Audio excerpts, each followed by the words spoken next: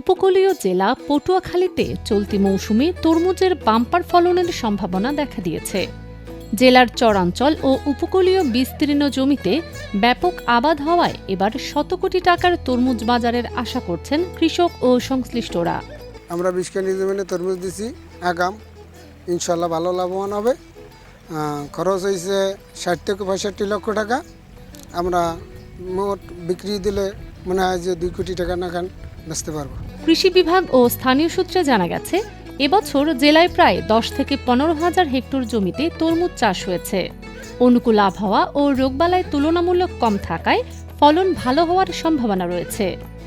বাজার দর স্বাভাবিক থাকলে প্রতি বিঘা পটুয়াখালী থেকে এবার 3.5 কোটি টাকার তরমুজ বিক্রি করা সম্ভব বলে তারা আশা করছেন।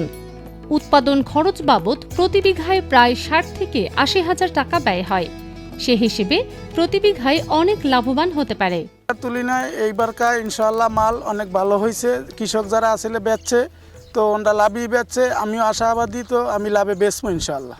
আমরা এই দীর্ঘ 5 মাস ধরে এই জায়গায় এই তরমুজ চাষ করি, অনেক সারাদিন কাজকর্ম করি, কিন্তু আমরা আগাম জাতের দিছি, ফলন ভালো হয়েছে। কিন্তু আমরা এই রমজান মাসেও ফলন ভালো হবে এবং ব্যবসা হবে, আমাদের লাভবান হব ইনশাআল্লাহ। বছর ইনশাআল্লাহ আমার ফলন ভালো, বৃষ্টি বাদল নাই, চান্দা মান্দা কিছু নাই। চান্দা তোর লইতে আইলে কই চান্দা যে লইকে আইবে আর আমার ধরাই দেবা, আমি তার সাথে সাথে তার বিচার হইবে। এবছর তরমুজ দিছি, 80 বছর তরমুজ খুব আগাম দিছি।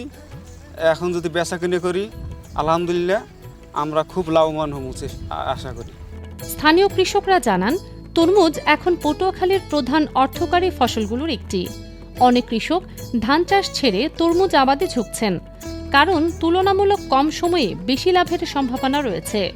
কৃষি বিভাগ বলছে, আবহাওয়া অনুকূলে থাকলে এবং বাজার দর ভালো থাকলে চলতি মৌসুমে তরমুজ চাষ পটুয়াখালীর কৃষকদের জন্য বড় ধরনের অর্থনৈতিক সাফল্য বয়ে আনতে পারে। 3 থেকে 3.5 কোটি টাকার তরমুজ পটুয়াখালী জেলা থেকে উৎপাদিত হবে, এটা আমাদের আশাবাদী।